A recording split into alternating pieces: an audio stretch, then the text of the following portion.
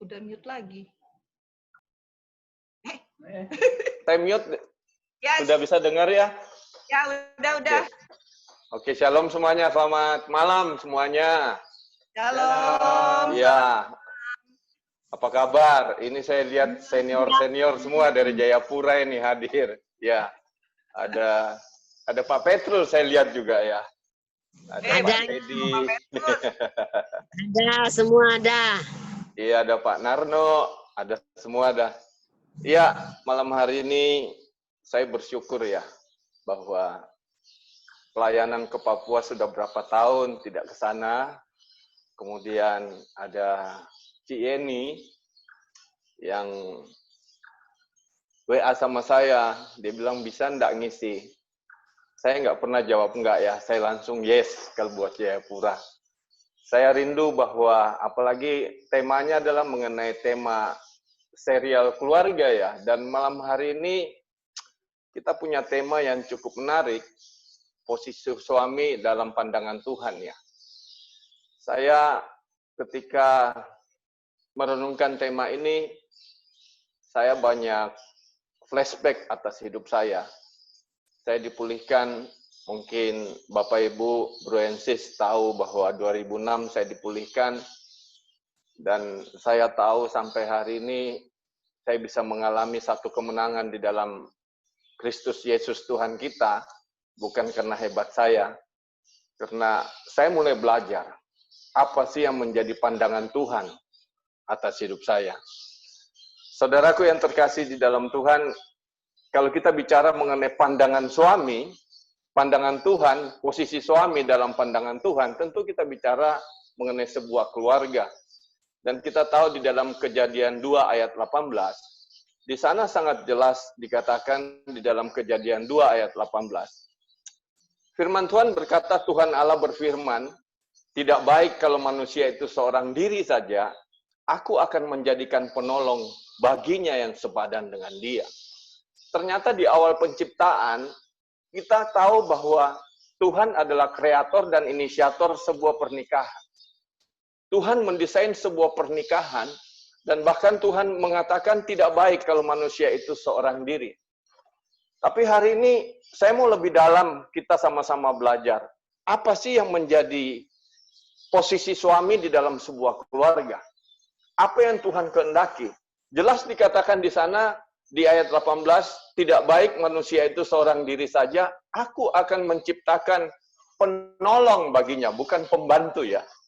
Jelas dikatakan dia menjadikan penolong, istri itu adalah penolong baginya, dan yang saya mau garis bawahi, di alinea yang terakhir, Tuhan berfirman yang sepadan dengan dia.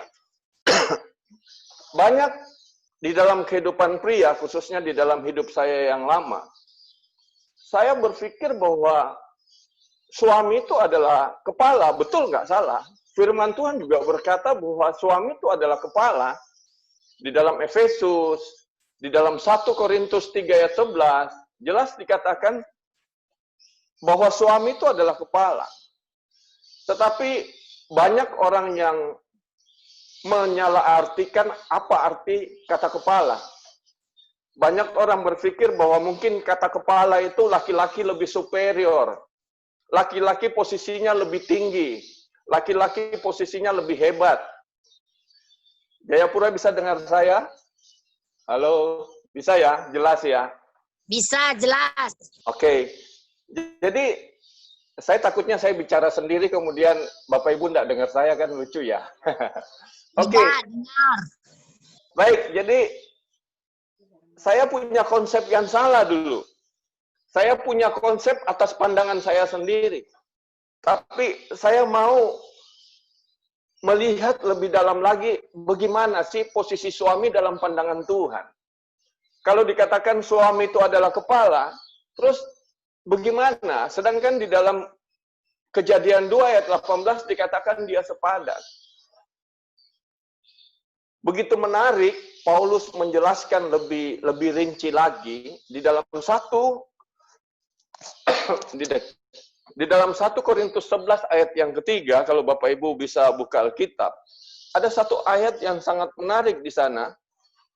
1 Korintus 11 ayat yang ketiga, Paulus menuliskan begini, saudaraku. Tetapi aku mau supaya kamu mengetahui hal ini, yaitu kepala dari tiap laki-laki ialah Kristus. Kepala dari perempuan ialah laki-laki, dan kepala dari Kristus ialah Allah.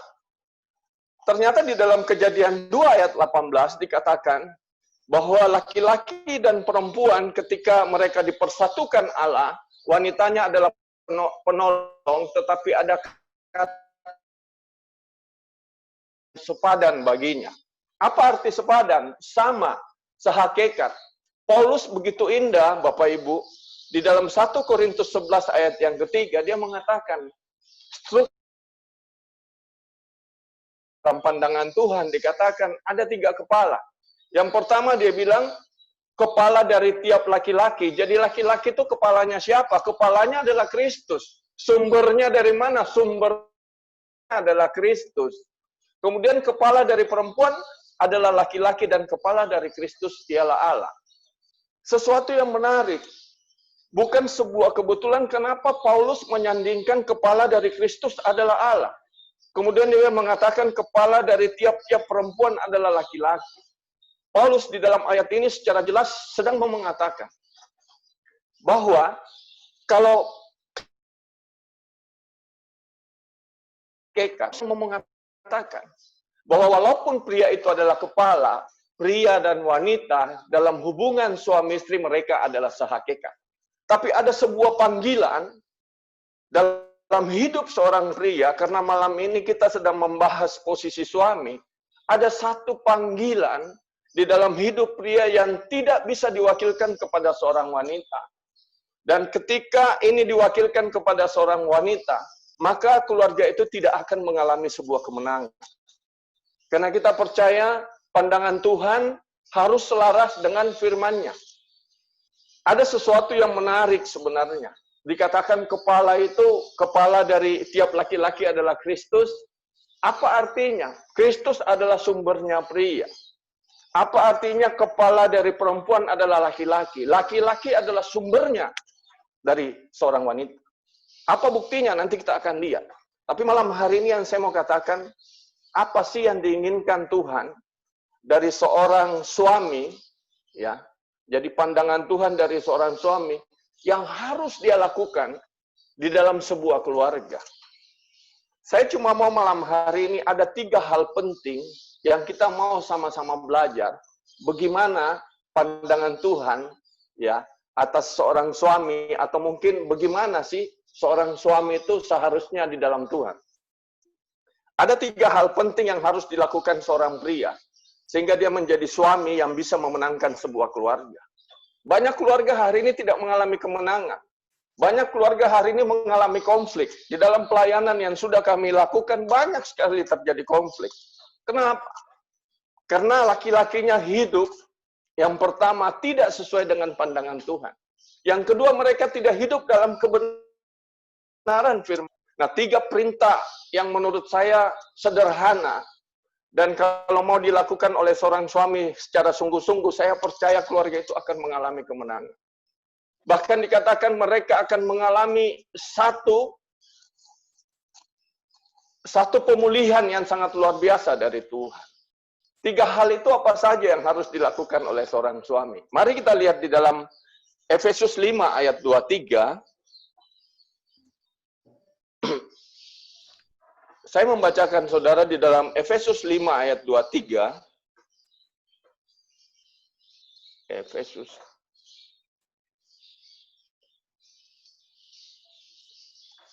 Efesus 5 ayat 23 berkata demikian, Bapak Ibu. Karena suami adalah kepala istri, sama seperti Kristus adalah kepala jemaat, dialah yang menyelamatkan tubuh. Sebelum saya masuk apa yang menjadi perintah Tuhan buat seorang suami, saya mengingatkan kembali di ayat 23, sangat jelas diulangi bahwa suami adalah kepala istri. Sama seperti Kristus adalah kepala jemaat, dialah yang menyelamatkan tubuh. Apa artinya? Di awal saya katakan pria itu adalah sumber. Kalau kepalanya sakit, Bapak Ibu saya mau katakan kalau kita sakit kepala, kira-kira tubuh kita sakit semua nggak? Kalau kita mengalami sakit kepala yang hebat, badan kita mengalami dampak enggak? Sangat mengalami dampak. Itulah yang dikatakan bahwa suami adalah kepala dari istri, sama seperti Kristus adalah kepala dari jemaat, dialah yang menyelamatkan tubuh. Sebuah keluarga dimulai dari seorang pria sebagai sumbernya. Karena pria itu yang menyelamatkan sebuah keluarga. Itu yang dikatakan oleh Tuhan di dalam firman-Nya. 3 perintah itu saya mau bacakan saudara di ayat 25. Perintah yang pertama dikatakan, hai suami, kasihilah istrimu sebagaimana Kristus telah mengasihi jemaat dan telah menyerahkan dirinya baginya. Sesuatu yang sangat menarik. Apa yang Tuhan inginkan dari seorang suami untuk dilakukan kepada sebuah keluarga. Perintah ini sangat jelas dikatakan, hai suami, kasihilah istrimu sebagaimana Kristus telah mengasihi jemaat dan telah menyerahkan dirinya baginya. Jadi yang dilakukan yang pertama, suami harus mengasihi. Dia sebagai kepala, bukan dia yang sebagai otoriter, enggak. Tapi perintah Tuhan sangat jelas. Dikatakan, hai suami, kasihilah istrimu sebagaimana Kristus telah mengasihi jemaat dan telah menyerahkan dirinya bagimu. Apa artinya? Bagaimana cara Tuhan mengasihi kita, Bapak Ibu? Khususnya kita para pria, bagaimana Yesus mengasihi kita? Standar kasih yang Yesus sampaikan di dalam Efesus 5, dia mengatakan, kasihilah istrimu sebagaimana Kristus mengasihi jemaat. Pertanyaannya, bagaimana cara Yesus mengasihi jemaat? Yesus berkorban naik di atas kayu salib. Apakah dituntut pria berkorban dan naik di atas kayu salib? Tidak. Tapi di dalam perintah yang pertama, apa yang harus dilakukan oleh seorang suami mengenai kasih? Kasih itu harus berkorban. Saya percaya kalau seorang suami mengatakan dia mengasihi istrinya tanpa sebuah pengorbanan, saya meragukan bentuk dari sebuah kasih. Kenapa? Karena Yesus sendiri mengatakan, kasihi istrimu sebagaimana Yesus mengasihi jemaat. Apa yang sudah kita lakukan buat keluarga? Hari-hari ini saya mendapati, dan saya juga banyak belajar Bapak Ibu. Bagaimana mengasihi istri, saya dengan Novi punya karakter yang begitu banyak berbeda. Saya dulu di awal pernikahan, hari-hari ini saya memasuki pernikahan di tahun yang ke-31. Saya pernah bersaksi bahwa 15-17 tahun saya gagal menjadi seorang kepala. Kenapa saya gagal? Karena hal yang paling penting yang Tuhan kehendaki dari seorang suami saya tidak lakukan. Mengasihi itu saya berpikir mengasihi cukup kasih uang, ya sudah. Saya mau berbuat apapun, ya itu urusan saya. Apakah itu mengasihi?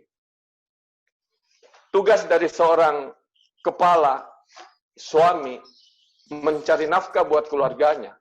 Itu salah satu tugas dari seorang raja.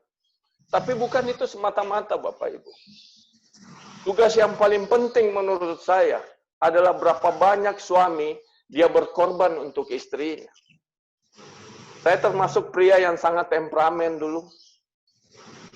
Tapi ketika saya tahu akan perintah ini, apalagi di dalam Yohanes 3:14 dikatakan, aku memberikan perintah baru kepadamu supaya engkau saling mengasihi. Saya mendapati bahwa kasih itu adalah sesuatu yang harus kita lakukan di dalam hidup kita. Banyak hal yang saya korbankan. Kebiasaan-kebiasaan buruk, ya, hobi, saya korbankan. Saya mulai menyediakan waktu buat keluarga. Apa yang saya lakukan hari-hari ini, banyak hal, Bapak Ibu yang terkasih di dalam Tuhan, saya melihat perjalanan panjang, pengorbanan dari seorang suami, kalau dia buktikan kepada istrinya, pasti terjadi pemulihan yang sangat luar biasa. Perintah kasih juga kemudian diulangi lagi di dalam Kolose 3 ayat 19. Bagaimana sih kita mengasihi? Kembali firman Tuhan berkata di dalam Kolose 3 ayat 19, jelas dikatakan, hai suami-suami, kembali firman itu berkata, hai suami-suami, kasihilah istrimu dan janganlah berlaku kasar terhadap dia. Mengasihi itu jelas, Paulus mengatakan. Mengasihi itu tidak berlaku kasar. Ada orang yang berkata, saya nggak pernah pukul istri. Tapi berapa banyak pria menghancurkan keluarga dari perkataan yang tajam yang keluar dari mulutnya. Banyak pria merasa dia cari uang. Ketika ada kesalahan dari istrinya begitu gampang. Dia mengeluarkan perkataan-perkataan kotor keluar dari mulutnya. Sehingga di dalam Efesus jelas dikatakan jangan ada perkataan kotor keluar dari mulutmu. Karena setiap orang yang mendengar setiap perkataan kotor itu tidak beroleh kasih karunia di dalam hidupnya. Bapak Ibu yang terkasih, hari ini saya termasuk tipe pria yang kadangkala begitu kasar di dalam hidup saya. Dan saya mengerti kenapa saya gagal. Bukan hanya di dalam hidup keluarga. Bukan hanya di dalam pekerjaan. Bukan hanya di dalam apa yang saya kerjakan. Karena saya tahu apa yang saya lakukan tidak sesuai dan tidak selaras dengan apa yang Tuhan inginkan di dalam hidup saya. Apalagi saudaraku, di dalam poin yang pertama mengenai kasih. Banyak pria... 3 pok. Ini main pro.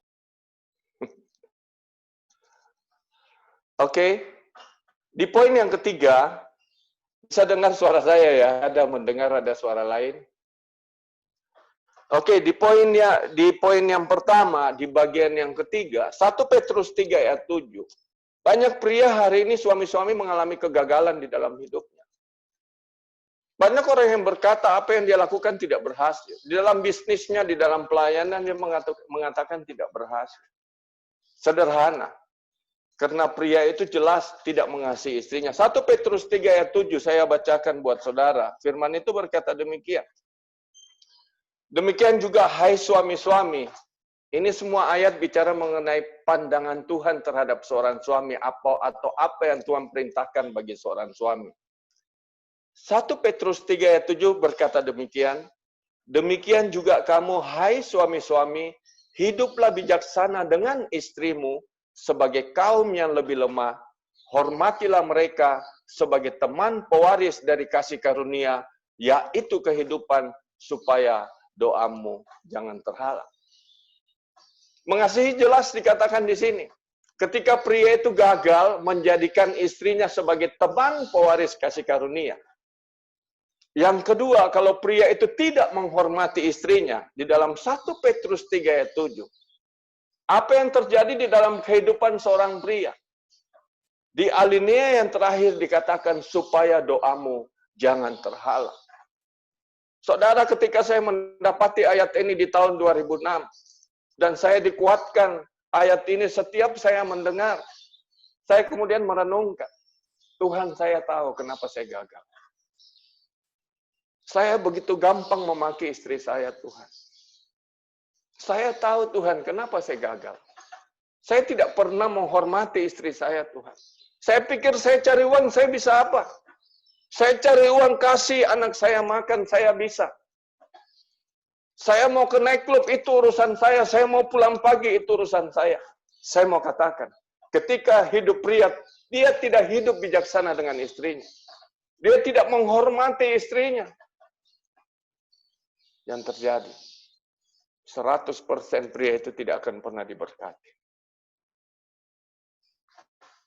Bapak Ibu, saya mengalami. Dan hari ini ketika saya dipulihkan, saya belajar selama 14 tahun. Bagaimana saya mulai menghormati. Bagaimana saya mulai hidup bijaksana. Karena kasih itu bukan bicara siapa benar, siapa yang salah. Kasih bicara mengenai sebuah pengorbanan. Kadangkala hubungan suami istri, kadangkala kita nggak salah pun kalau kita mengasihi. Kita nggak perlu membalas. Seperti Yesus ketika disalibkan, diludahi. Apa yang dia lakukan? Contoh yang sangat luar biasa. Di atas kayu salib, dia nggak salah, Bapak Ibu. Tapi dia bisa berdoa, Tuhan ampuni mereka, karena mereka tidak tahu apa yang mereka lakukan. Apa yang menjadi tujuan hidup kita, para pria? Bapak Ibu yang terkasih. Apa yang menjadi tujuannya? Sederhana, hidup Kristiani itu tujuannya cuma satu. Dalam semua bahasa kita satu tujuan aja dikatakan menjadi serupa dengan Kristus. Itu kerinduan. Setiap orang percaya menjadi serupa dengan Kristus. Ada karakter Kristus di dalam hidupnya. Karakter yang terbesar di dalam Kristus adalah kasih. Saya dulu Bapak Ibu kalau nggak salah nggak pernah mau ngalah. Tapi saya mengerti arti sebuah kasih. Saya melayani keluarga saya hari ini. Saya mengorbankan apapun yang menjadi kesenangan saya. Karena saya belajar dari Yesus. Saya posisi nggak salah. Saya bisa diam karena saya belajar dari Yesus. Saya ingat ketika Yesus di hari-hari terakhir hidupnya Bapak Ibu. Itu yang selalu membuat motivasi di dalam hidup saya. Baik di Filipi, baik di Injil Yohanes, jelas dikatakan dia adalah Tuhan merendahkan dirinya, mengosongkan dirinya. Itu yang saya belajar. Dan peristiwa sebelum Yesus disalibkan, apa yang kita mau belajar mengenai kasih? Saya sungguh Bapak Ibu belajar banyak. Dia yang adalah Tuhan. Di hari-hari terakhir dia membuka jubahnya Bapak Ibu. Kemudian dia mengikat kain di pinggangnya. Apa yang dia lakukan? Dia berlutut membasuh kaki muridnya. Pertanyaannya, apakah 11 murid yang dia basuh? Enggak. Termasuk orang yang menyakiti Yesus. Termasuk orang yang mengkhianati Yesus. Dia membasuh kakinya. Kunci dari sebuah pemulihan adalah belajar mengenai kasih, bukan soal benar dan salah. Karena saya mau katakan bahwa di dalam hidup, ketika kita hidup di dalam kasih, apa yang terjadi? Saya praktek, saudara. Dulu kami tidak pernah takut akan Tuhan. Ketika ada masalah, tidak ada kasih di sana. Begitu gampang di depan anak-anak kami saling maki. Bahasa binatang, khususnya yang dari mulut saya. Dan mulai anak-anak melihat apa yang dilakukan oleh seorang bapak. Seandainya Tuhan tidak memulihkan hidup saya tidak tahu dua anak laki-laki saya mau belajar dari mana membangun sebuah keluarga Bapak Ibu. Tapi oleh kasih karunia Tuhan, ketika papanya dipulihkan, mereka melihat bagaimana papanya mengasihi mamanya. Bagaimana papanya punya perhatian buat mamanya. Bagaimana papanya mau berkorban buat mamanya. Mereka melihat. Dan ketika mereka menikah, mereka tahu arti sebuah kasih di dalam sebuah keluarga. Jadi kenapa Yesus mengatakan, hai suami-suami kasihilah istrimu. Supaya anak keturunan kita juga belajar kasih. Dia tidak belajar dari luar Bapak Ibu. Dia tidak belajar dari firman yang Bapak Ibu bagikan. Tapi kasih itu dia belajar bagaimana dia melihat suami dan istri, khususnya suami, apa yang dia lakukan terhadap istrinya. Bagaimana suaminya menjadi seorang kepala yang bertanggung jawab di dalam sebuah keluarga. Ini yang paling penting. Saya kadang-kala kalau bersaksi ya sedikit selalu mau meneteskan air mata. Bukan. Saya cuma selalu berpikir bahwa Tuhan Yesus itu sangat baik. Tidak ada kata terlambat bagi orang yang sungguh-sungguh mau bertobat di dalam dia. Bapak Ibu yang terkasih, jadi sekali lagi yang pertama bicara mengenai kasih. Itu poin yang pertama yang harus dilakukan oleh seorang suami. Sehingga doa kita juga akan mengalami, bukan cuma doa, hidup kita, bisnis kita banyak mengalami kemenangan. Jujur saya katakan banyak orang berjatuh bangun di dalam bisnis, Bapak Ibu. Saya dengar banyak kesaksian. Ketika dia mulai hidup bijaksana dan menghormati istrinya, maka apa yang dia lakukan Tuhan buat berhasil. Poin yang kedua, dalam pandangan Tuhan apa sih yang harus dilakukan oleh seorang suami? Yang pertama mengasihi istri dan anak. Yang kedua, dia harus hidup kudus. Kenapa saya mengatakan dia harus hidup kudus? Syarat mutlak Supaya pria itu mengalami kemenangan di dalam hidupnya, tidak ada cara lain. Dia harus hidup kudus. Apa artinya hidup kudus? Takut akan Tuhan. Kenapa dikatakan pria itu harus takut akan Tuhan? Mazmur 128 sangat jelas, Bapak Ibu. Mazmur 128 berkata demikian di ayat yang pertama. Berbahagialah setiap orang yang takut akan Tuhan, yang hidup menurut jalan yang ditunjukkannya. Begitu indah, ayat ini menuliskan bahwa semua orang yang takut akan Tuhan, ya, dia akan berbahagia. Tapi perhatikan baik-baik, ayat ini, Mazmur 128 ini ditujukan kepada wanita, kepada anak-anak. Saya mau mengatakan, Mazmur 128 ini pesannya sangat kuat buat seorang suami. Buktinya di mana? Ayat 2 dan ketiga adalah janji Tuhan. Tapi perhatikan ayat yang keempat. Ayat keempat berkata demikian, sesungguhnya demikianlah akan diberkati orang laki-laki yang takut akan Tuhan. Apa artinya? Kembali ayat ini berkata, kalau ayat 1 mau digenapi, ayat 4 harus dilakukan oleh seorang laki-laki. Jelas dikatakan, sesungguhnya demikianlah akan diberkati orang laki-laki yang takut akan Tuhan. Janjinya apa? Jelas dikatakan. Kalau laki-lakinya akan Tuhan, apa yang terjadi dengan istrinya? Dikatakan istrimu seperti pokok anggur di dalam rumahmu. Anggur itu melambangkan sukacita. Anggur itu melambangkan sebuah kedamaian. Kalau laki-lakinya takut akan Tuhan, hati ibu-ibu pasti damai. Amin, ibu-ibu. Pasti damai. Kalau laki-lakinya ke Tuhan, jelas. Dengan otomatis dikatakan istrimu seperti pokok anggur di dalam rumahmu. Tapi berapa banyak istri-istri tidak seperti pokok anggur. Kalau suaminya nggak takut akan Tuhan, seperti pokok cabai. Ngerti pokok cabai? Pedas. Bapak Ibu, kita mau di poin yang kedua ini dikatakan, pria itu harus takut akan Tuhan. Bukan cuma istri. Ini bicara laki-laki adalah sumber. Dikatakan kan, kepala yang menyelamatkan tubuh di dalam Efesus punya konteks yang kuat seperti yang dikatakan di Mazmur 128. Karena 128 mengatakan kalau sumbernya baik, sumbernya takut akan Tuhan, istrinya jadi luar biasa. Suaminya mau pergi kemana, istrinya tetap ada damai sejahtera. Ibu-ibu coba lihat, semua wanita kalau suaminya takut akan Tuhan kemanapun, hatinya pasti damai. Tapi coba kalau suaminya tidak takut akan Tuhan. Dia pergi keluar kota, ibu-ibu sudah was-was.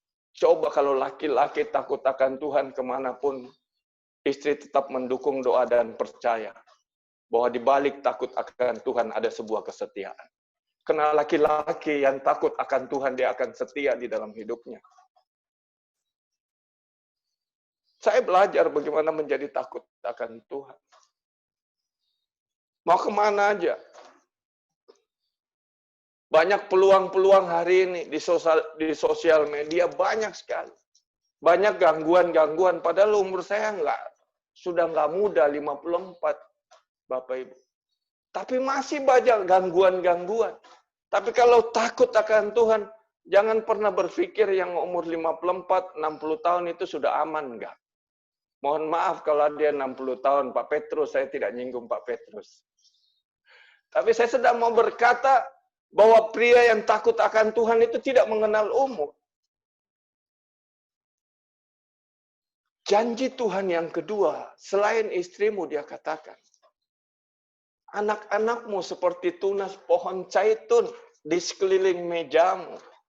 Artinya apa? Kalau laki-lakinya baik, otomatis anak-anaknya pasti baik. Kenapa? Karena spirit, impartasi spirit dari seorang sumber pasti turun. Dan itu yang saya alami. Ketika takut akan Tuhan. Bapak Ibu, anak saya 3-3 itu hidup di kota besar, Bapak Ibu tahu. Kenapa mereka bisa hari-hari ini menjadi anak yang takut akan Tuhan? Sederhana, bukan karena bapaknya hebat bagikan firman, bukan itu. Tetap itu sangat penting. Tapi yang paling penting, bagaimana impartasi spirit dari seorang kepala. Karena jelas dikatakan, arti kepala itu adalah sumber, seperti mata air yang mengalir. Kalau mata airnya kotor, transfer spirit yang ke bawah itu pasti terjadi. Ada yang bilang, anak saya nggak gitu. Suami saya nakal, anak saya nggak nakal. Saya sering mengatakan, itu mujizat. Tapi kebanyakan yang terjadi, impartasi spirit itu pasti turun. Karena Yesus sendiri berkata, tidak mungkin dari pohon yang buruk bisa menghasilkan buah yang baik. Dan buah yang baik hanya dihasilkan dari pohon yang baik. Artinya apa? Kalau sumbernya baik, buah yang dihasilkan pasti baik. Karena jelas dikatakan, ayat yang ke-5 dikatakan, kiranya Tuhan memberkati engkau dari Sion, supaya engkau melihat kebahagiaan Yerusalem seumur hidupmu. Laki-laki kalau takut akan Tuhan, sampai masa tuanya, dia tetap mengalami sukacita. Dan janji di ayat yang ke-6 sangat luar biasa. Dan melihat anak dari anak-anakmu, damai sejahtera atas Israel. Saya mendorong, saya bukan orang yang begitu suci, enggak. Sampai hari ini saya belajar, Bapak Ibu. Khususnya saudaraku, para suami. Saya belajar. Apa artinya hidup kudus? Apa artinya hari ini menjadi setia di dalam hidup kita? Banyak hal yang hari ini yang saya pangkas di dalam hidup saya ketika saya mengambil keputusan untuk menjadi seorang suami dalam pandangan Tuhan. Bapak Ibu, jadi poin yang kedua, hidup kudus itu bicara takut akan Tuhan. Kalau kita takut akan Tuhan, berkat Tuhan akan turun atas keluarga. Istri kita juga akan mengalami pemulihan yang sangat luar biasa. Dan yang ketiga, poin yang ketiga, apa yang diinginkan Tuhan dari seorang suami? Poin yang ketiga, Tuhan mau suami itu berfungsi. Jadi yang pertama dia mengasihi, yang kedua dia hidup kudus, dan yang ketiga pria itu harus berfungsi. Apa artinya harus berfungsi? Dalam panggilan pria, setiap orang percaya ketika dia dibaptis punya 3 panggilan, baik wanita maupun pria, sebagai imam, nabi, dan raja. Tapi malam ini saya akan berbicara imam, nabi, dan raja dalam konteks suami. Dia harus berfungsi. Ketika pria itu berfungsi sebagai imam, nabi, dan raja, saya mau lihat pasti terjadi pemulihan yang dahsyat di dalam keluarga itu. Apa artinya menjadi seorang imam? Imam itu sederhana. Imam itu membawa keluarga kepada Tuhan. Itu fungsi imam. Bagaimana suami itu harus membawa anak dan istrinya datang kepada Tuhan. Mungkin banyak di dalam keluarga yang berkata, suami saya hari ini belum bertobat, belum takut akan Tuhan. Saya mau katakan ibu-ibu, jangan pernah putus asa. Saya hari ini ada, saya hari ini bisa melayani. Jujur saya katakan. Karena ada istri pada saat saya hidup di dalam dosa. Dia tidak pernah putus asa. Dia tetap berdoa. Saya selalu mendengar kesaksiannya, dia selalu berdoa. Dia selalu mengatakan, Tuhan, saya percaya satu waktu Tuhan pasti mendengar doa saya. Dia ke gereja, 10 tahun tidak pernah suami ikut ke gereja. Dia selalu membawa 3 anaknya ke gereja.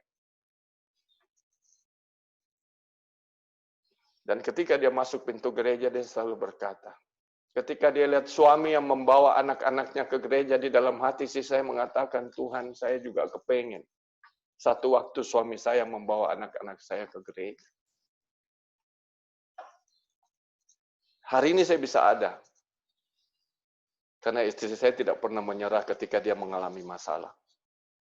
Padahal kalau Bapak Ibu tahu masalah saya berat sekali. Kalau istri saya tidak ikut Tuhan Yesus, tidak mengalami pemulihan di dalam Tuhan Yesus, saya nggak percaya hari ini dia bisa kuat. Karena kekuatan itu datang dari Tuhan. Dan apa yang dia lakukan untuk memenangkan saya, dan saya berfungsi hari ini. Karena ada sesuatu yang dia lakukan.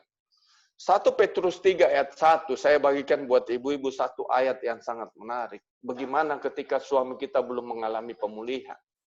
Ada satu ayat yang begitu menguatkan para istri, yang begitu menguatkan termasuk istri saya. Apa yang dia lakukan? Mari kita baca di dalam 1 Petrus 3 ayat 1. 1 Petrus 3 ayat 1 sebelum kita masuk di ayat yang ketiga soal fungsi. Dikatakan demikian juga kamu hai istri-istri, tunduklah kepada suamimu, supaya jika ada di antara mereka yang tidak taat kepada firman, mereka juga tanpa perkataan dimenangkan oleh kelakuan istrinya. Sesuatu yang sangat menarik. Hari ini saya bersaksi bahwa hari ini saya bisa ada betul oleh kasih karunia Tuhan. Tapi apa yang dilakukan istri saya? Dia menghidupi ayat ini. Ketika suaminya belum taat akan firman, dia tetap tunduk. Tunduk ini nggak gampang. Kalau bukan Yesus yang ada di dalam hidup kita, melakukan perintah ini nggak gampang. Tapi sebuah keluarga, dia akan mengalami kemenangan ketika dia hidup melakukan firman Tuhan tepat apa yang Tuhan perintahkan. Tunduk itu bicara apa? Apakah suami kalau narkoba minta uang kita kasih? Bukan itu yang Tuhan perintahkan. Tapi Tuhan sedang berkata, sakiti, kata tunduk ini bicara mengenai tidak perlu kita menyakiti.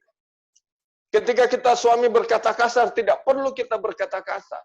Karena ayat berikut mengatakan, jika mereka melihat, jadi dikatakan di dalam sini di antara mereka yang tidak taat kepada firman, mereka juga tanpa perkataan dimenangkan oleh kelakuan istrinya. Jika mereka melihat bagaimana murni dan saleh hidup istri mereka. Saudaraku, saya mau katakan, sebuah kejahatan hanya bisa dikalahkan oleh yang namanya kasih, saudara.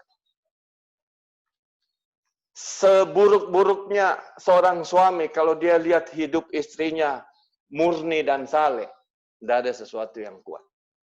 Saya ketika hidup di dalam dosa, ketika istri saya pulang, dulu sebelum kenal Tuhan, Bapak Ibu, apa yang terjadi? Berantem. Istri saya nggak mau kalah. Tapi ketika dia habis mengikuti sebuah retret, apa yang terjadi? Sesuatu yang sangat luar biasa. Saya pulang masih dilayani. Halo? Bisa dengar ya? Masih bisa dengar ya? Soalnya suaranya menggema di sini. Oke, jadi itu mungkin yang saya mau bagikan. Jadi kalau hari ini suami belum berfungsi, tugas istri tetap mendoakan, ya.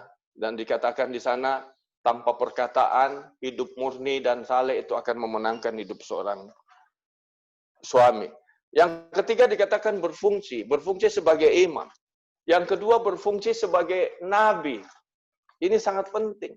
Nabi itu apa? Menyampaikan pesan Tuhan. Pria itu kadangkala kenapa tidak mengalami sebuah kemenangan di dalam keluarganya, tidak bisa memenangkan keluarganya. Karena dia tidak berfungsi sebagai seorang nabi. Kenapa dia tidak berfungsi sebagai seorang nabi? Karena pria itu tidak pernah membaca firman. Bagaimana bisa mengajarkan firman kalau pria itu sendiri tidak pernah membacakan firman?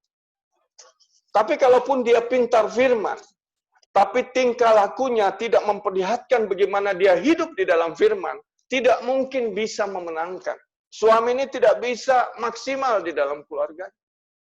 Inilah yang penting dikatakan bagaimana seorang nabi, dia menghidupi apa yang dia ajarkan. Dan dia mengajarkan apa yang dia hidupi. Saya nggak sempurna, Bapak Ibu, tapi saya belajar. Bagaimana di dalam keluarga anak saya sudah besar-besar, kami saling memberkati. Kalau ada yang salah, anak saya baru pulang dari Jerman. Dia 4 tahun, hampir 5 tahun di Jerman. Apa yang membuat dia selama 5 tahun di sana, dia tetap melayani gereja. Dia di Jerman, saya pesan sama dia sebelum berangkat. Saya sebagai nabi harus memberi pesan kepada dia.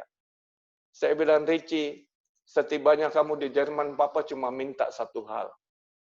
Kamu tolong cari gereja Katolik di sana. Di mana setiap minggu Papa minta kamu pergi misa. Dia cuma tanya saya, Pak, kenapa sih Papa kok selalu menuntut saya yang nomor 1 cari gereja? Kenapa harus terima komuni tiap minggu? Saya bilang kamu buka di dalam Yohanes pasal yang ke-6 C. Ada 3 janji Tuhan yang sangat luar biasa. Tuhan Yesus bilang barang siapa yang makan tubuhku dan minum darahku, aku tinggal di dalam dia dan dia tinggal di dalam aku. Jika kamu dengar lagi ayat yang satu berkata, jika engkau makan tubuh dan darah Kristus, apa yang terjadi? Dia akan membangkitkan engkau pada akhir zaman. Saya bilang kamu di Jerman bisa kuat ketika kamu terima tubuh Kristus. Karena janji Tuhan berkata engkau tinggal di dalam Kristus dan Kristus tinggal di dalam engkau. Engkau dilindungi, double cover oleh Tuhan. Dia mulai mengerti. Sampai di Jerman dia foto gereja, Bapak Ibu. Dia bilang, Pak, saya sudah dapat gereja. Minggu pertama dia pergi gereja, pulang sukacita, dia bilang, Papa, di Jerman yang pergi gereja sudah tua-tua semua. Saya bilang terus, dia bilang, ya enggak apa-apa. Minggu kedua, dia mulai bilang lagi, Pak, tidak ada anak muda sama sekali. Saya mulai arahkan pergi. Dan tahun pertama, tahun kedua, dia mulai melayani di gereja itu. Dia kumpulkan mahasiswa-mahasiswa Indonesia yang ada di Hamburg. Mereka buat persekutuan doa, mereka saling memberkati, mereka saling menguatkan. Kenapa anak-anak bisa begitu? Karena dia diarahkan oleh seorang nabi, bagaimana menjadi takut akan Tuhan. Bukan hanya gitu, saudaraku, di Jerman seks itu bebas. Kita semua dewasa di sini sudah menikah. Satu waktu saya ke apartemennya tinggal 1 bulan, Bapak Ibu, ini kenyataan. Kemudian anak saya, waktu kami keluar dari apartemen, kamar sebelahnya juga keluar. Seorang gadis kulit putih. Dan anak saya berkata, Pak, Papa lihat perempuan itu. Iya. Dia bilang, dari China itu, Pak. Saya bilang, iya. Terus, kenapa, Ci? Dia bilang, Pak, saya mau ngaku. Waduh, saya kaget. Mau ngaku apa ini? Ternyata dia bilang begini, Pak, Ricci mau jujur. Ricci 2 kali diajak masuk ke kamar dia. Terus apa yang kamu lakukan? Ya enggak lah, Pak. Papa sudah cerita banyak mengenai kejatuhan dari Daud. Saya sudah ikut camp pria sejati dan saya mengerti. Apa yang membuat dia menang, Bapak Ibu? Ketika firman itu mulai disampaikan. Kami berdua ketika makan, saya sering ngomong. Cik, kamu lihat Daud kan? Dia adalah orang yang paling disayang oleh Tuhan. Punya 3 pengurapan sebagai imam, nabi, dan raja. Tapi dia gagal di dalam hidupnya hanya karena satu. Karena dia melakukan dosa perzinahan. Dan siapapun yang melakukan itu, pasti mengalami kesulitan di dalam hidupnya. Inilah fungsi nabi. Anak-anak saya yang sudah menikah, saya arahkan. Saya kadang-kala bicara terbuka, kenapa Papa gagal dulu. Saya ajar mereka. Karena Papa tidak hidup bijaksana, Papa tidak menghormati mama kalian. Kalau hari ini anak-anak saya bisa menghormati, menghargai istrinya, saya mau katakan. Karena mereka diarahkan. Bisnis-bisnis yang dilakukan hari-hari ini, anak saya arahkan. Kadang-kala berat. Contoh kecil, Bapak Ibu. Satu ketika mobil saya ditabrak dari belakang, saya berdua dengan anak saya.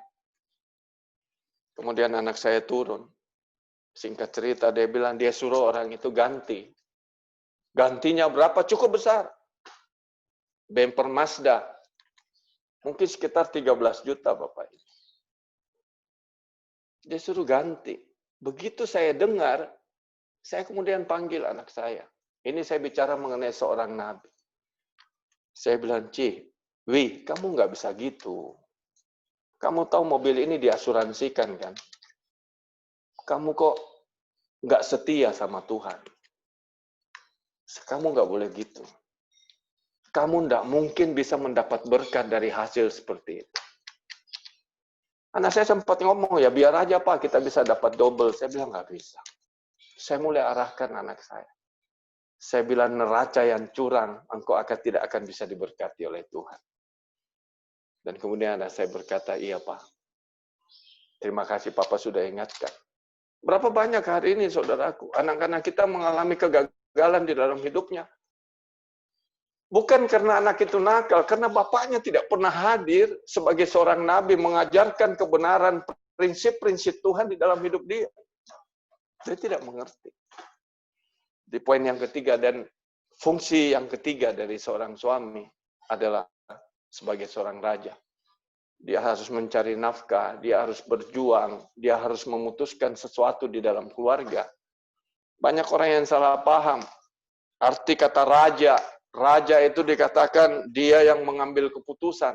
Tapi saya mau katakan, tujuan dari perkawinan sangat jelas. Mereka dua jadi satu ngambil keputusan itu nggak bisa. Ada yang bilang, saya suami, saya ngambil keputusan. Iya. Tapi keputusan yang sudah dirundingkan sama istri. Kenapa saya katakan begitu? Karena dua jadi satu, keputusannya juga harus jadi satu. Apa artinya suami harus ngambil keputusan? Misalnya ada dua keputusan, Bapak Ibu. Ada dua opsi, nggak bisa mutuskan, ya laki-lakinya mutuskan. Misalnya sederhana, mau berlibur ke Bali atau ke Danau Toba. Nggak ada yang bisa mutusi, ngambang terus. Kalau ngambang terus, wah nggak ada damai sejahtera di dalam keluarga. Ketika ada opsi dua yang sudah dirundingkan, ya nggak apa-apa. Raja itu ngambil keputusan. Dia yang mencari nafkah dan dia yang harus melindungi. Kiranya firman ini boleh memberkati kita, khususnya para suami. Jadi 3 hal yang Tuhan mau di dalam pandangan Tuhan, apa yang harus dilakukan oleh seorang suami. Yang pertama, dia harus mengasihi. Yang kedua, dia harus hidup kudus. Dan yang ketiga, dia harus berfungsi sebagai imam, nabi, dan raja. Baik, kita tundukkan kepala sejenak. Dalam nama Bapa dan Putra dan Roh Kudus. Amin. Bapa yang maha baik, kami bersyukur firman-Mu hari ini Tuhan. Boleh menguatkan setiap kami, khususnya setiap kami para suami. Engkau boleh ingatkan kami adalah sumber yang menyelamatkan tubuh. Tuhan, biarlah Engkau sendiri yang boleh menguduskan hidup kami. Engkau yang memberi kekuatan kami untuk mengasihi seperti kasih yang Engkau demonstrasikan kepada kami. Engkau berkorban di atas kayu salib. Dan kami mau Tuhan, kami mau berkorban untuk sebuah keluarga. Kami mau berkorban buat istri kami, buat anak-anak kami. Dan Engkau ajar kami bagaimana kami harus berfungsi sebagai seorang suami. Kami boleh menjadi imam Tuhan. Boleh membawa anak-anak kami menuju keselamatan percaya kepada Engkau. Kami boleh menjadi nabi, pelaku dari firman itu, sehingga anak-anak kami belajar dari hidup kami. Dan biarlah Tuhan, Engkau layakkan kami menjadi pemimpin di dalam keluarga ini. Terima kasih Tuhan, berkati setiap kami. Dan sekali lagi, biarlah firman-Mu boleh menjadi kekuatan di dalam hidup kami. Kemuliaan kepada Bapa, Putra, dan Roh Kudus, seperti pada permulaan, sekarang, selalu, dan sepanjang segala abad. Amin. Dalam nama Bapa dan Putra dan Roh Kudus. Amin. Tuhan Yesus memberkati.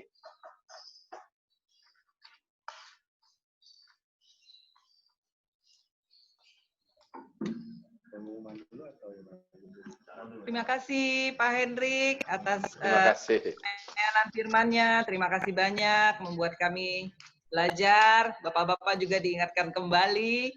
Terima kasih banyak. Semoga apa yang disampaikan bisa tertanam dalam hati kita dan kita semua dimampukan untuk melakukannya. Amin.